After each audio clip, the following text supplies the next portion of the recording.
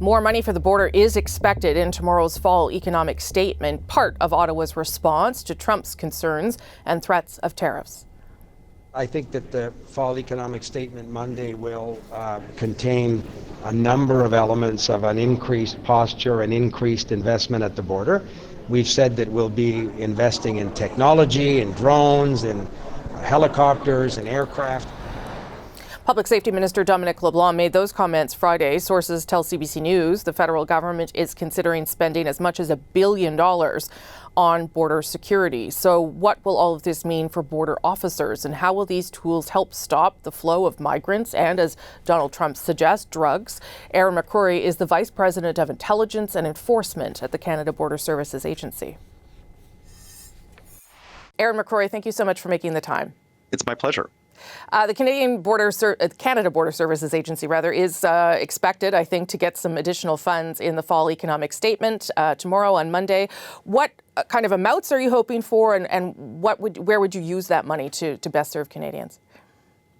You know, when I reflect on our last year, I think we've had a lot of success in terms of our operations prior to the border, at the border, and post-border, in terms of making sure that legitimate goods and people are able to enter the country smoothly, but also stopping contraband and inadmissible people coming into the country. And so what I would expect if the government decides to give us some additional funding is that we would make investments in those areas and where we're having success. So, for example, we removed 16,000 individuals last year. So we'd like to build on that. And interdictions of drugs, stopped 4,000 kilograms of cocaine moving through the country or into the country, 37 kilograms of heroin. So really kind of being able to double down on those efforts and ensure that we can protect Canada and Canadians. Premiers are obviously talking about ways that they want to see the border beefed up too, in light of what the president-elect is talking about. Drones, helicopters, sniffer dogs. Are those all things you're using and you need more of, or are there other technological things that you would also like to see?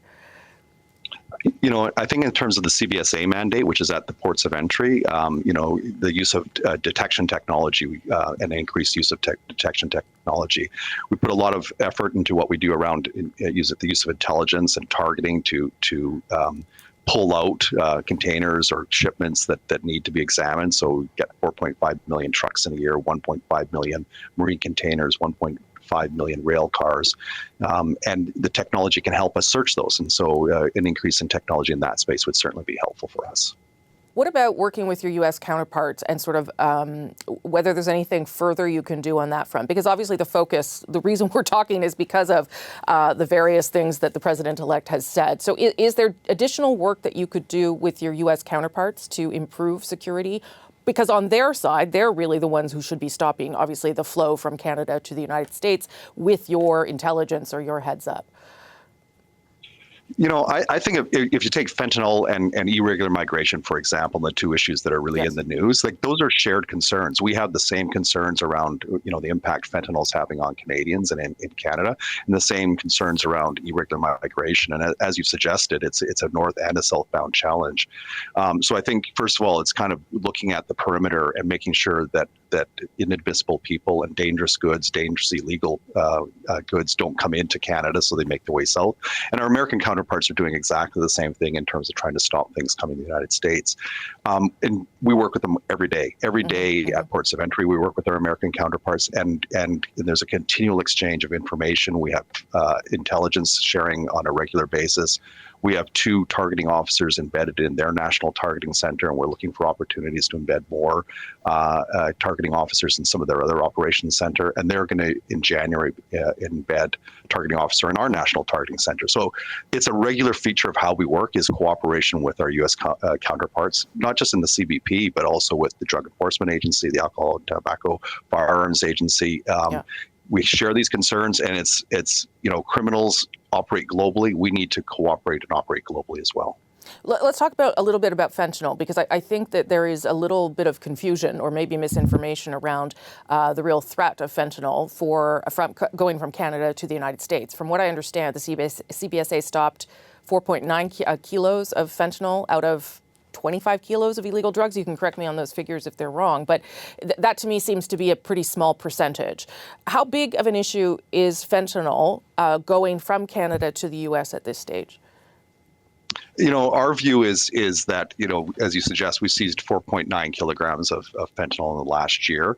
4.1 kilograms of that was actually an export from Canada to the Netherlands. So we're really proud of the fact that we stopped that going to the Netherlands. As a source of fentanyl to the United States, it is dynamic and things are always changing, but our assessment right now is that we're not in any way a significant source of fentanyl going to the United States. And I think if you look at DEA reports, for example, it's clear that the vast majority of fentanyl going to the United States is coming from Mexico. That said, we still need to cooperate and combat fentanyl smuggling, the smuggling of precursors that manufacture fentanyl. So it's again, for me, it's a how do we work together to combat fentanyl rather than pointing fingers at each other. So just to speak about the precursors for a moment, because I understand that you've previously said very hard to stay on top of drug dealers and drug production, given that they are constantly evolving the nature of the chemicals used. So is it possible that what is of concern to the United States are the precursors, the chemicals that are then used to make fentanyl? Again, I don't think it's an either or. I think we're the same as our American counterparts. We're concerned with fentanyl, and we're concerned with the precursors that can be used to manufacture fentanyl. And the primary source of that is China. It comes directly to Canada. It can come to Canada via the United States. It could go to the United States via Canada. And so again, it's those constant efforts to kind of interdict shipments coming into the country, shipments that are transiting the country, and our American counterparts are doing exactly the same thing. And again, always looking for opportunities to do joint operations together and support each other's efforts in this space. So where is this misconception then that we are some great source of fentanyl that is happening for the president-elect or in the United States? I think it's hard for me to speculate. I think really what it's reflecting is a concern about the impact fentanyl is having on communities. And again, from my point of view, it's a shared concern. Fentanyl is having a devastating impact on Canadian communities, having a devastating impact on American communities, and so we have a shared obligation to work together to combat fentanyl. I'll just end on this, and that is in relation to what the president-elect may do with deportations when he comes into office, which could happen very quickly. What are your concerns around an increase to people trying to get into this country from the United States?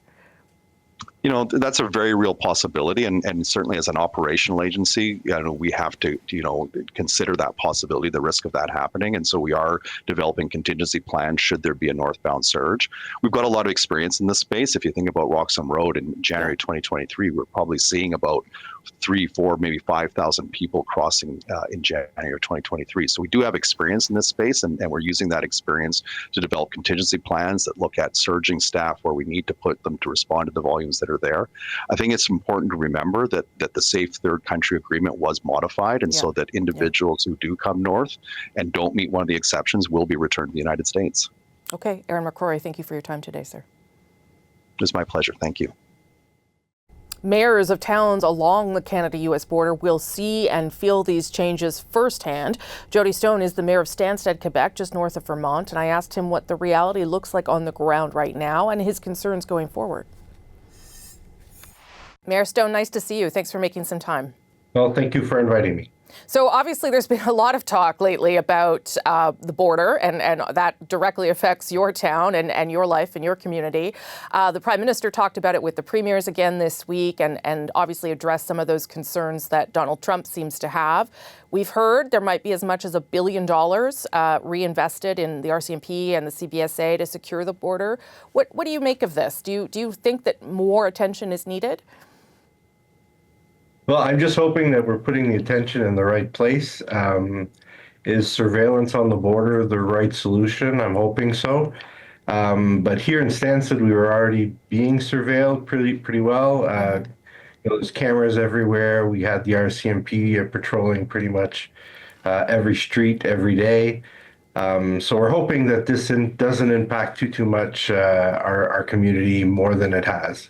Right. So tell me, how has that worked then? Are the cameras, the RCMP, has that been an effective preventative measure, a deterrent?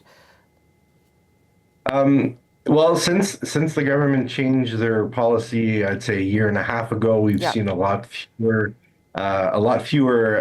immigrants trying to enter the country. So we're not sure what these new plans will have for an effect. We have heard a few helicopters overhead. We know drones are possibly coming. But again, we've had cameras in the area for several years, and the patrols very frequent. So it's interesting. It sounds to me almost like there's a lot happening in your town, and I wonder whether you're concerned that maybe it becomes too much, that starts to impact the community in a negative way. Well, my biggest concern is that I'm hoping profiling isn't going to be happening, because we have a lot of immigrants as workers, foreign workers. We also have minority communities in town. Sure. We love these people. We want them to be here. We want them to feel safe and comfortable. We don't want them to not want to live in our community. So we're hoping that these new policies do not affect their quality of life here in Stanstead. Quebec has seen a rise in irregular crossings into the U.S. this past year. And as you know, a Mexican man died crossing the border near Stanstead in 2023. How concerned are you, though, about the rise in migrants crossing from Canada into the U.S.? Like, what are you hearing from community members? Or as you said, because the government made that change to the Safe Third Country Agreement, is it not so much an issue anymore? Well, we haven't heard so much of these crossings. I have heard that in other communities there's still quite a bit happening, but here in Stanstead, because of the big presence of the RCMP, we've noticed a decline in those attempts to cross. What about the other direction, Mayor? As you know, the president-elect has plans to deport illegal migrants, illegal workers in the United States. Would you be concerned or wonder how that might impact your community? Well, yeah, it's a concern in a way if they're coming through illegally, and it's dangerous, especially this time of year. The weather is really cold. If they're not doing it safely, then these people are in danger. So if these people are crossing through the borders in the right locations, then I'm not quite so concerned, especially with the $1 billion that the federal government is talking about investing. They would most likely put the resources into those places. So what's the one thing you would like the federal government to keep in mind? Because I know you've been talking to Quebec's public safety minister and others, but what's the thing you'd like them to keep in mind when they're thinking about how to secure the border and still, keep your community a livable place? Well, just remember that Canada is a community of minority people, that just because someone is of a different color, that they shouldn't be profiled. And that people just walking on the street with their families shouldn't have to be stopped and questioned because they may or may not be from this community. And maybe if we can talk about policies that reflect people coming into the country, not just from the U.S., but maybe from the airports, because we know that these people are coming in from the airports. They can't be coming in from anywhere else. Yeah. Mayor Stone, nice of you to make the time and discuss this with us. I appreciate it. All right. Thank you very much.